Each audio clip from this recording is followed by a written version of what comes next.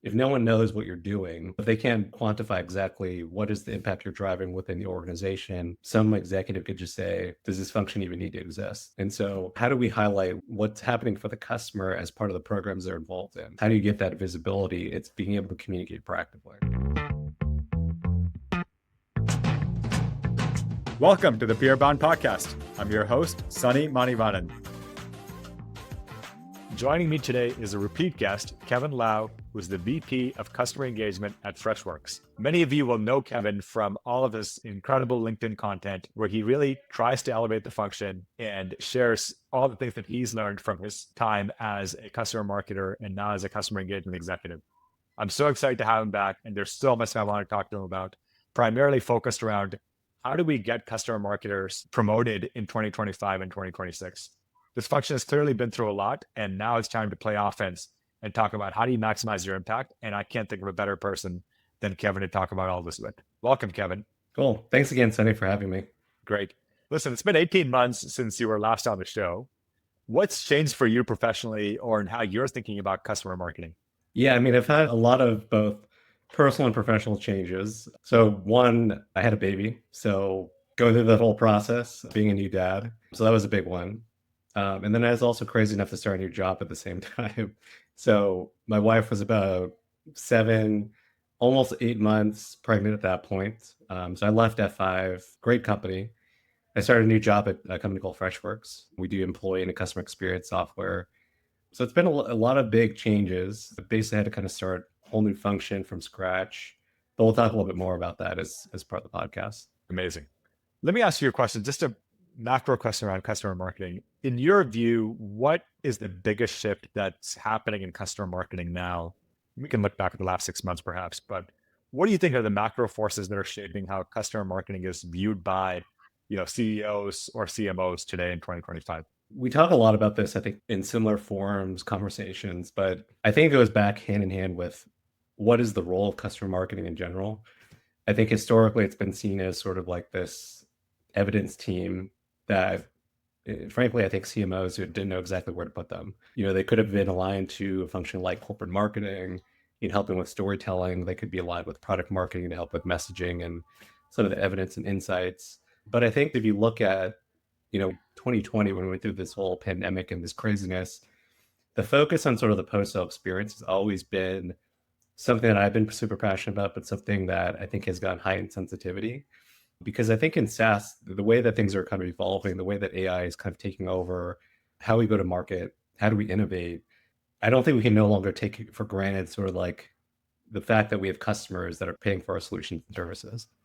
And so I think inherently where this is all coming to head is that there hasn't been a defined sort of post-sale engagement team. You could make the argument that it could be customer success, could be support, but I would say it's very fragmented, regardless of what company, organization you work for, what size. If you talk to a customer across different industries and segments, I think the challenge is that there's not consistency in how a customer either experiences your solutions or the journey that they go through once they actually sign on the dotted line and become a customer. And so I think the role of customer marketing, and maybe in customer marketing is not the right definition of it all, because I think it gives a very narrow view of just this is a marketing function as opposed to really, I would say, kind of more of a customer experience type of role that looks at the entire funnel, the entire journey. And so I think that's still kind of an ongoing debate as far as we look at sort of like where these different functions are coming ahead and how do we support the customer at the end of the day. I want to ask you one more question about your sort of purview at Freshworks. Tell me a little bit about your team. What are your success metrics and how's the team organized, at least at a high level? Yeah, I mean, just related to your last question, I thought about this a lot because the customer marketing team, we actually call it customer engagement for a purpose. And the reason behind it was because most of what inherently we think about, how do we leverage the customer to help go to market, really fell under sort of the storytelling aspect. And I want to kind of change the script of stories is sort of like an outcome if you do all these other things right within the post-sale experience, right? So if the customer sees value, if they go live, if they see some type of measurable impact, the likelihood that they want to become an advocate increases, right? And so I try to think about intentionally around what are the areas around how do we support the customer from more of like a center of excellence. When we think about the entire post-sale experience, I mean, not just post-sale, I think really think about the whole life cycle what are the different dependencies we have to get that customer to become a raving fan? And so the way we kind of structure the team is we essentially have 6 foundational pillars. Advocacy, of course, is sort of like the most well understood. It's everything about how do we create more storytelling? How do we focus on creating a platform for customers to share the use cases and innovations that they're seeing with using our products? But similar to the other conversations, we also built out a team specifically focused on lifecycle and retention marketing. So how do we make sure that customer has a very impactful 90-day onboarding experience? How do we set that customer up for success? What are the tools and resources to make sure they know exactly once they get access to your technology, what do they do from there? Essentially kind of like a co-pilot, if you will, to kind of help walk them through the step-by-step journey so that they start to see that realized value and we don't leave it a chance anymore. In addition to that, we have our traditional community forums where we actually engage our customers for peer-to-peer networking, helping to answer and triage questions and concerns that might turn into a support escalation down the road if we're not being proactive. We also have a team that's very focused on customer education. So we rolled out sort of a new university curriculum that is meant to be self-service in nature. So a customer doesn't always want to talk to a CSM or support agent. They'd rather, in some cases, just learn on their own. And so we want to be able to meet the customer where they're at. And then we also had some other functions around voice of the customer, how we're actually measuring insights, feedback. How do we think about it from a horizontal angle across the company on customer communications, one-to-many comms? How do we organize that effectively with other folks within the team and the organization? And the other areas that, we historically have played very heavily in sort of like that practitioner audience. And I specifically designed the team so we're focused on personas. So how do we engage the customer from practitioner to sort of like that mid-level influence and then all the way to the executive audience? And so that's kind of how I have my team structured today, but it went through a lot of evolution as we got to this kind of, holistic charter. I love the vision of customer engagement as almost like a customer co-pilot for their experience, just guiding them toward the next best step and helping them get further along their journey faster in terms of realized value. And that's an incredible vision. And yeah, awesome explanation of the whole organization. Thank you. Okay, let me switch gears now. I want to talk to you. I want to just spend the rest of this time talking about promotions. You are one of the very vice presidents in this space in general. And, now you support an organization and you're building this organization, as you just mentioned.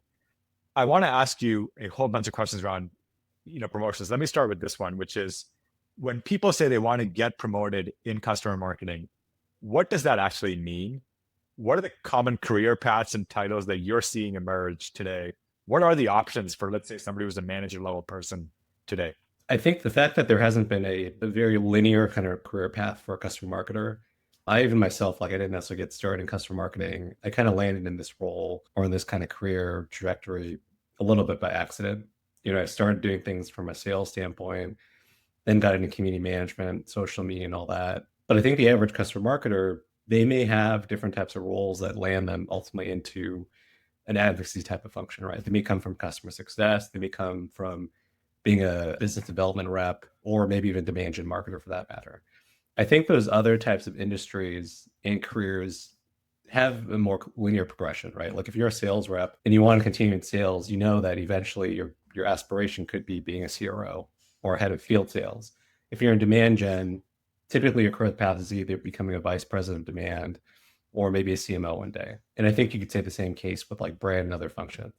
I think because customer marketing is such a unique role in that you could easily make the argument you could stay within marketing and be a CMO, but I think we haven't really seen that in fruition from a general population standpoint within the tech space. I think equally you could make the argument that, you could also go down the route of being a chief customer officer or even like a chief experience officer. I think what's happening right now is that the lines are blurring between marketing, support, customer experience, customer success. And I think in the future, especially with the evolution of say of sort of AI in general, there's going to be sort of like one function when we think about the post sale. And whether that is a chief customer role or experience role, I think that's where the evolution is going. But I think what the nice thing within our industry that we have control over is that we can kind of chart our own destiny. I've actually been kind of a big fan of letting whoever you report up to, letting them know what are the options available. Because the traditional CMO is not necessarily going to be as strong within the customer space. They may traditionally be more of a demand or a brand marketer or someone that's focused on PR. And so they need some coaching and guidance. So going back to your original question around what does it take to get promoted? I think one aspect of it has to be think about what is your vision of where you want to go from a career perspective. I don't think you necessarily want to just leave it in the hands of your boss to decide what that could be. I think you have to give them options. What does it look like? What could it be from a mandate perspective? Because every company is going to be slightly different on where these things kind of fall. But I think if you can make it around the angle of what's in the best interest of the customer, you can start to align all these various teams and leaders across the board to help be your internal advocate, to help you with that promotion. When I look at promotions within my team, I don't look at just for subject matter expertise, because I think you learn a lot of these things within customer marketing are soft skills too. And I think as you become, whether you're a specialist to a manager to a director, you almost become more of a generalist as you move up within the chain. Right. I had to learn that myself as I moved from being a first-time manager a couple of years ago to now being a VP where I've overseen a larger team. And a lot of it requires stakeholder management with our CEO, with our CMO or chief customer officer, because they don't necessarily understand the intricacies of what customer marketing does. They may understand sort of like the high level, you guys do things around making sure customers are happy and satisfied. But beyond that, they need us to kind of help guide and mentor them in some way. So it's kind of like you're coaching up just as you're coaching down. And we can talk more about the specifics there, but that's kind of just generally how I think about the promotion cycle, even before we get to, what roles you want to get to next. I'm very curious as to your perspective on, when you're assessing someone for the next level, what signals do you look for that tell you that they're ready for the next level? You talked a little bit about not just subject matter expertise, but more of the softer skills. What are their signals? And can you expand more on this? I look inherently for people that, one, they're hungry. They want to learn, they want to grow, regardless of what level they're at. You see people that are essentially, they're passionate about what they do.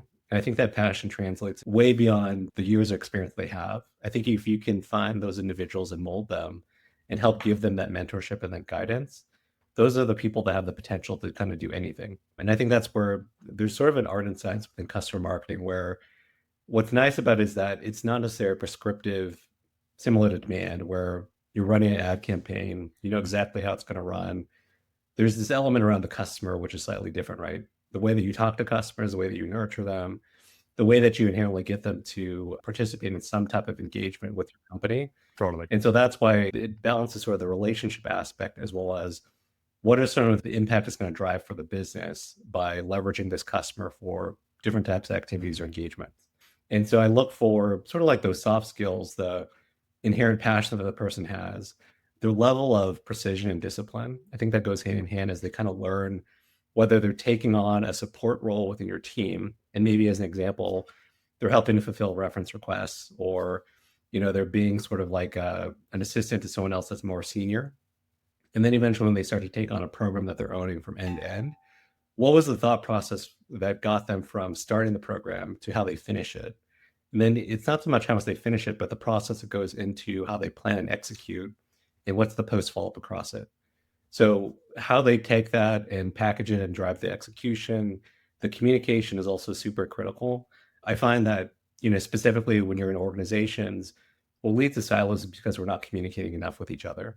That's just one example, but I think just the ability for someone to communicate, even with senior leaders, way more senior than they are themselves, to their peers, and how do you drive sort of that negotiation? Because I think it is very much an art and science.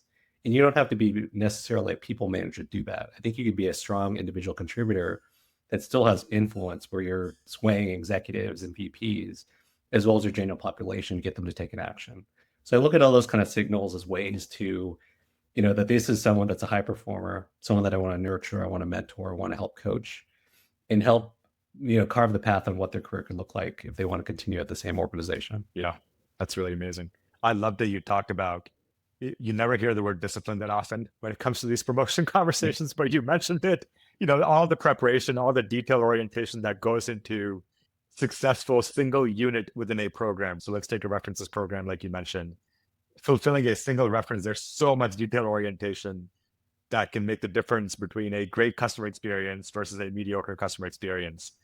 And trusting somebody to fulfill that really, really well earns them the right to go do that across bigger, influence areas, maybe take on the whole program. And then now you're looking at it at the program level, and you can influence the program level, whichever way you think is right.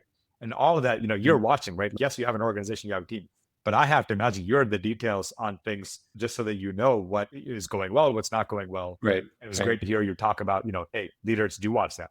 It's okay if they mess up too. Like if they make a mistake, but they're willing to learn from that experience, and then how do they make a pivot going forward after that? It's one thing if someone continues to make that same mistake, and then you have to have a conversation on how do we course correct. But I think the folks that they start off strong and they have a hiccup, and then after the hiccup they improve. I think those are the folks that actually have learned, and they can start to quickly innovate and change their approach to meet the needs of the business. And those I think are folks that are definitely highly sought after, the folks that you could kind of trust for execution and being able to drive a program from end to end successfully. So one of the challenges that I've faced in my career as a people leader is what you want as a leader is you want people to own outcomes for you, but those outcomes are not entirely within their control. They almost never are. And some people have a really, really hard time with that. And I've been in several whiteboard sessions where I will say, okay, this is the goal for the team. Can you own this goal? And they'll say, yeah, but what about this, this, and this that are not within my control? Yeah. And then we have to have the whole conversation around, well, it's under your influence. Yes, it's not under your full control, but look at my goals. My goals are not within my control either. I've got to depend on other people to go do things. And, it just gets worse and worse the more senior you get within a company. No CEO has full control over revenue growth, but yet there they are every single quarter, every single month having to go hit that number. So let me ask you this question, which is, how much can you coach that? And what's worked for you in coaching people out of that mindset of, well, if I can't control it, I don't want to be held accountable for it, into more of, a true leader where it's saying, okay, this is what the company needs and I'm going to go do it. And tell me a little bit about what your journey has been like coaching people through that in this function. Yeah, I mean, one of the reasons I really actually love our industry, customer marketing, is that inherently, I think we play more of a orchestrator role or a quarterback. We're not necessarily the front lines we may be talking to the customer directly, but a lot of what we're doing is through the orchestration for the rest of the company and the rest of the teams. And these teams have to work with us to either uncover the customer insights, learn about an opportunity where we can improve the roadmap, influence deals, revenue, whatever. There is like an inherent gap. If we didn't exist in that function, the flow of the way that go-to-market happens would just kind of stall, in my opinion. And I think the inherent nature of how we don't necessarily have just fixed outcomes, like you said. If it's something around like how do we improve product telemetry or usage or adoption, like that's a perfect example, right? Like we're not necessarily the product owners that are telling the customer, okay, this is what you need to do. Like we can help guide that action. We could help recommend the right customers to participate in like a product beta or something that may be going live based on the feedback that's being captured. But I think there's sort of a pro with that too, is that whether you're an individual contributor, you lead a team within customer marketing, the ability to have, sort of like the orchestrator, the quarterback for all these projects, teams see you as the person that is driving the momentum, but good and bad, obviously. But I think that also means our role becomes much more strategic in nature. So even for myself, like when there's goals or outcomes, when we have a major launch, if we have a customer advisory board, even as an example, we may be responsible for selecting members for that activity engagement, but we're not necessarily the owners for the content that a product team would deliver. We're not responsible for how we promote, the launch on the website or anything else, but we can help influence sort of, and I think the key word is influence. A lot of this is really just a negotiation on calling out sort of the key dependencies if we know that something is wrong or we could approach it differently. And we should actually have that sort of authority to be able to say, we know the customer better than the rest of the company. This is how we should approach it better. That would lead to less friction or less challenge in the system and would actually deliver a better outcome for both us and the customer too. So I think it kind of shifts the perception that it's all on one person. We may be the person that's helping to drive the orchestration, but also I think the other part of it is how do we highlight the key dependencies that prevent us from doing our job well? And so there is sort of this inherent sense of, we use this thing called a DAISY model. You have a key decision maker, you have folks that are contributors. I see our job also as being sort of the people that help them to drive accountability. So we may not be the people that own the bottom line target, but we can drive the accountability where if something is sitting on a peer or someone within the product organization or sales, we have to also be on the same page where we all have to work together as one team to be able to deliver the outcome that we set for this project and this outcome. That makes a lot of sense. Yeah, I loved what you said about just, it is just not easy to take accountability for something where you don't have full ownership, but influence, like you said, is the key word. I think where we can influence, we do our best and let the chips fall where they may, and they usually do fall where you want them to. Yeah. I mean, I think every team has to go through some similar exercise too, especially, Right. we mentioned product as being a key one. I think any of these teams require any type of orchestration that is a bigger impact than just their own function. That I think is what also helps elevate someone to higher levels of position and authority, right? Because if they're able to do that well cross-functionally, I mean, we all say that we're custom marketers that work cross-functionally, but I think being able to execute and drive that influence with all those different departments is what will actually help you get promoted and get more of these senior decision-making titles. Totally. Look, this has been great so far. So far, I've gotten from you, care about the craft and care about the details and have discipline and sort of, make sure that even the basic unit of what you do is really, really excellent. I've gotten the idea of taking ownership, even when you don't have full control. You have influence, you don't have control, but still strive for ownership and tie yourself to outcomes, not just the things that you do or the activities that you do. Don't count the number of things that you deliver, count what that leads to for the business. And that's been really helpful. I want to ask you one last question on this front, which is, what advice do you find yourself giving to customer marketers that surprises them? Like, is there any contrarian advice that you have or things that, might surprise folks that are striving to get to that next level of the ladder?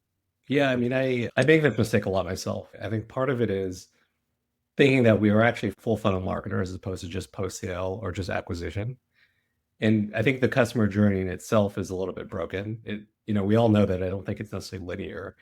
I think with the rise, we talked a lot about AI just recently too.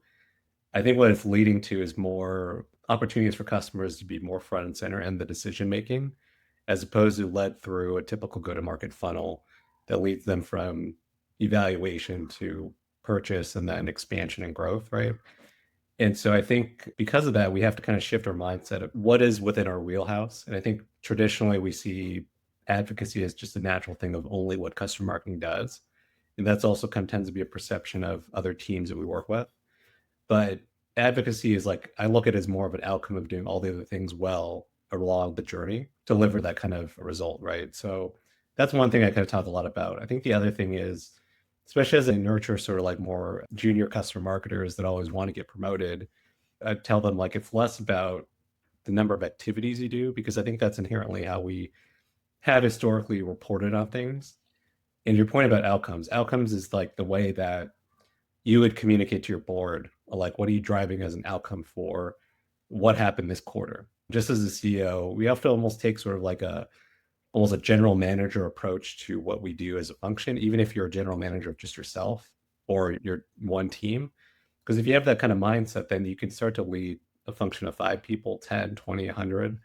And I think that prepares you for more leadership roles in the future, where you do have to be able to influence individuals, either that fall within your team or externally.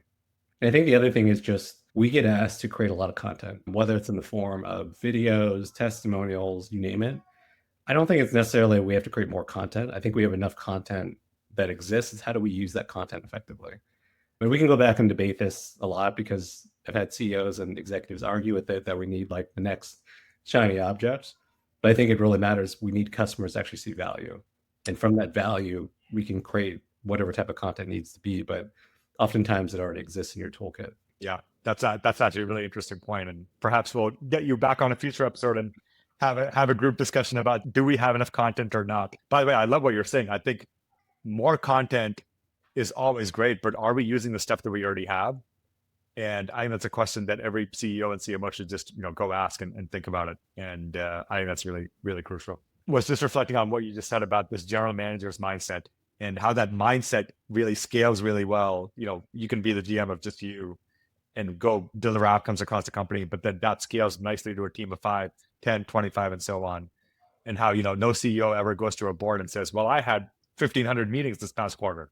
Yeah. They say, okay, how much revenue do you have? What's going on? All the things that you said you do 3 months ago, where are they? And there's a whole bunch of company health metrics. That's what you're measured on, not how much work did you do or how hard did you work.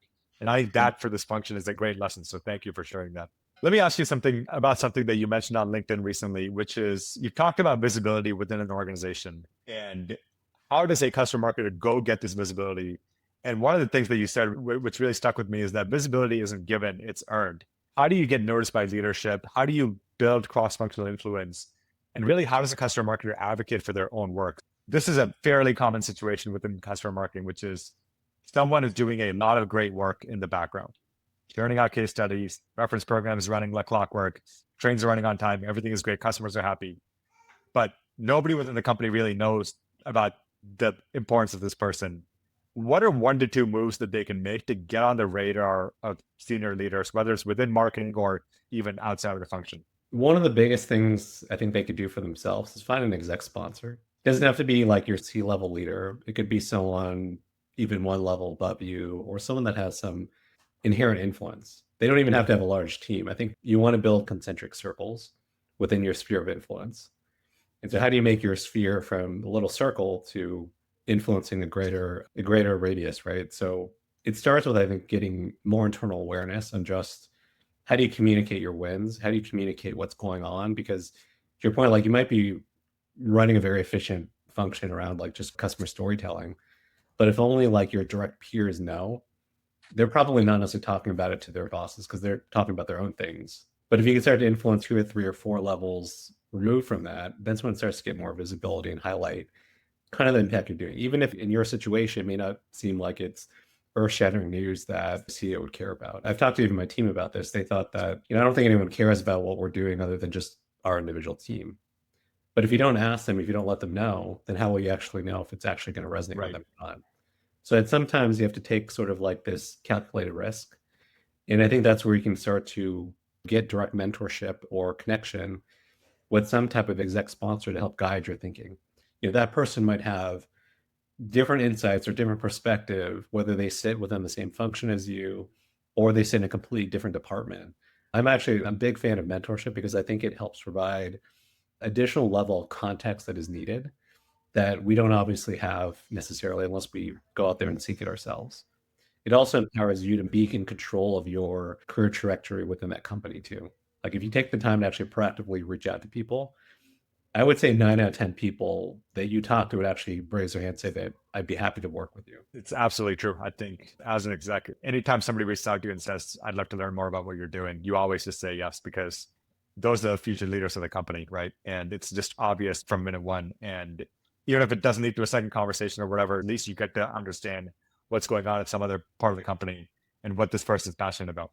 At the end of the day, it's really just sort of perspective. Yeah. How do you get a different perspective from someone else that has either been doing this longer than you have or has some other kind of exposure within the business that you've never been involved in? It's like merging some of the ideas together to create something more impactful. That's great. Okay, so we talked about influencing up. I want to ask you about influencing out to different functions. How do you, let's say you're a customer marketer again, and let's take you're a customer marketing manager or you're a customer marketing director. How do you get known and respected by sales, product, and customer success? Maybe if you could just take each one of those, because there's various different functions. Yeah. How do you earn that respect, and how do you, earn that visibility across those functions? We did this exercise once for like an offsite. It was called like Speed of Trust. It was like this whole Stephen Covey exercise, but it wasn't so much about like where you sit within the business. Inherently, we as humans, we're all emotional creatures. I think the more trust you could build, I think it also inherently the more visibility to build within the organization because it's fluid, right? And so I think at the end of the day, it's sort of like the trust that you establish with sales. Maybe that first instance is one, understanding what are their goals. Sitting down with your executive team or the sales team and find out, okay, you have a territory, you have a number of deals that you're trying to influence. How do you work with that team to kind of define what that working relationship could be? Because then it helps avoid sort of the situations where it becomes reactory, where they ask you for a reference call or, hey, can I get this customer to do this, this, and this? Find out specifically what are the goals from those teams and how do you work back to see, okay, what can we do to work together to accomplish and help influence what you're doing this quarter? Because sales, obviously, of course, they want to know real time, what have you done for me lately? Right? Maybe you help identify a couple opportunities where, it leads to expansion opportunity or helping them close new business for a certain vertical or territory. But I think the other side of it too is the way that you establish that trust is that it can't just be one way. Like you may be helping them with things that are going to fulfill their need, I think it also goes back to what are they going to do in return for you to help maintain sort of that ongoing relationship. And so whether that means like a deal closes, they refer those customers back to your programs, they help introduce you to those customers for other types of acts of advocacy, et cetera. I think if you collaborate both with sales and customer success, we could also see how do we make sure we almost have more of an account-based marketing approach where maybe that sales experience was great, but the next step of it is how do we make sure that the customer also has a great post-sale experience? Oftentimes I think customer success has been viewed as sort of the stepchild when it comes to the sales relationship. They may be like the support actor. Sales wants the glory, and so they lead sort of the transitions. But then once the deal's done, customers on their own, and they have to kind of fend for themselves. So how do we ensure that the sales and CS handoff is great? How do we make sure the goals are documented? We have sort of like the right outcomes in place. That could be another thing that customer marketing helps influence. All teams are busy, but if we say, okay, why don't we all get together as a team of 3 and map out what does the success plan look like for these 5 accounts? And then I think that could be a value add for customer success to say, okay, that leads to better adoption, better value realization. And the outcome that we all want is we want these raving fans, we want these advocates long term. So let's have these check-ins over the next 3 to 6 months and see how things are going and how they could progress into more of a deeper engagement with the company. I think the other team you said is product, right? So product, I think inherently, there's a lot of things we could tackle from product. They're always up for feedback. How do we create more structured feedback opportunities? One thing that happened kind of recently, we had a new chief product officer join. And the advice was like they wanted to get feedback on what could we do to improve our roadmap? How do we get insights across the business? And the suggestion was let's just talk to a bunch of customers. But it wasn't necessarily thought about from a ideal customer experience standpoint. Like not every product manager knows exactly what to say to a customer and how do we replicate that and ensure that it's consistent. How do we then think about the documentation of all the notes and all that back-end stuff that gets captured in those meetings? And so you can partner with the product and say, okay, how can we deliver a much more targeted and programmatic outcome when it comes to product insights and feedback? It could be spinning up a cab. That could be a great thing we could do over the next 6 months. It could be establishing a series of strategic advisor councils or feedback loop sessions where, if product wants to validate sort of the features coming out in the near term, let's set up a roundtable panel of a certain number of customers based on segment, industry, et cetera, and then figure out like, okay, what do we want to get from this session? Then we could also think about it from, overall just kind of where the product is going over the next several years from a vision perspective. Those are some of the ways we probably engage those various teams. Incredibly tangible and real examples. And will definitely help somebody who wants to go on this journey themselves. Very cool. Okay, so we've talked about how you get noticed by leadership, cross-functional influence, and I want to zone in on the person themselves, which is the customer marketer. And one of the things that I've observed, and I believe you've talked about this in the past, is customer marketers tend to be extremely humble. I would say to a fault, too humble. And so they are very good at advocating for their customers, but by the same token, they struggle often to advocate for themselves. And I've seen this, and whether we want to believe it or not, we are in competition within our companies for attention, for resources, and really just for bandwidth and people to actually reflect on what you're doing. And so customer marketing is in this fight along with every other function. So how do you coach your team on advocating for themselves?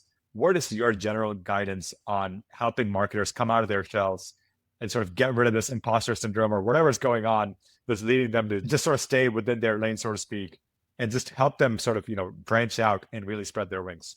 Yeah, I mean, we touched on it a little bit. I think it goes back to sort of like visibility is earned. You don't just get it just because of the warrant of the title or the position you own.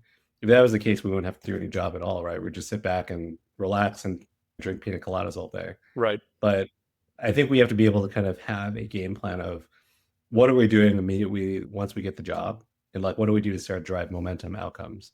Right. I think we've all been in sort of this tech environment where there's been layoffs, there's been challenges, budgets have been cut, all this stuff is happening. And I think if we just take it more proactively as sort of like a GM, like I mentioned at the very beginning, if no one knows what you're doing, then that could be a liability where some executive could just say, does this function even need to exist? And so if they can't quantify exactly what is the impact you're driving within the organization, the likelihood that it could be a detriment to your team is high. And so rather than leaving it to chance, we have to kind of take a step back and say, It's not about self-promotion. It's about how do we highlight what's happening for the customer as part of the programs they're involved in. Everyone wants to hear about the customer, whether you're part of the product team, marketing, sales, et cetera, or even these teams that may be farther removed. They just want to know like what's going on. What we did actually sort of fairly recently is we actually started this whole, we call it a customer engagement interlock. This was meant to be kind of an open forum where if teams didn't feel like they want to be promoting themselves, we use this as a forum to say, okay, if you're interested in what's going on, what are the things we're doing to engage customers, join this open forum. We'll do it once a quarter. We'll highlight a couple programs that are existing that we're running. And we had spokespeople from the team, folks that talked about our community engagement. We had folks that talked about this whole university launch that we just rolled out. And we said, hey, just give a quick 5-10 minute highlight on all the things that are happening and how this is going to impact the customer. I think we had over 200 people join this session. We invited like over 400 people and half of them showed up, which I think is still great. The fact that we had representation from various functions, from HR, why would even HR be interested in this stuff is kind of interesting. But we had sort of the traditional teams as well involved in that. And the outcome after the meeting happened was that we created so much goodwill where teams were just like, they said, thank you. We appreciate this feedback. We appreciate the fact that you let us know because this is the first time we're actually being public about it. So that's just one example of just the fact that we don't know who's on the receiving end of this information and how they might feel about these outcomes. We're actually doing in the context of HR, we're thinking about how do we use university content that is designed to educate our customers and use it for onboarding employees. How do we get them up to speed with how to use like our products faster?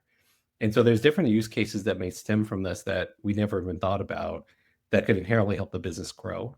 But I think what I'm ultimately saying at the end of the day is it doesn't have to be this Herculean effort, right? Like we don't have to say like, hey, look at me, I'm great. Look at all the stuff that we're doing. It's really just, these are the types of things, these are the programs we're rolling out. You should learn about them just because you could start to leverage them in your own capacity, whether you're a CSM or a sales rep or whoever. And just, it's really about creating awareness and communication.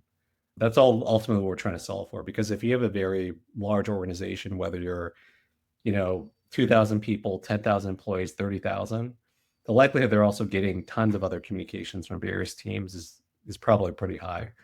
And so in the sea of sameness, how do you get that visibility? It's being able to communicate proactively.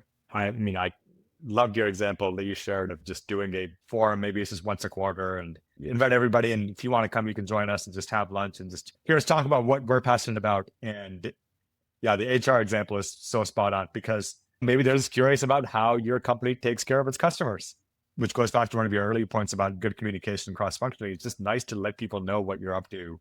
And you never know what dots they may connect within their own world.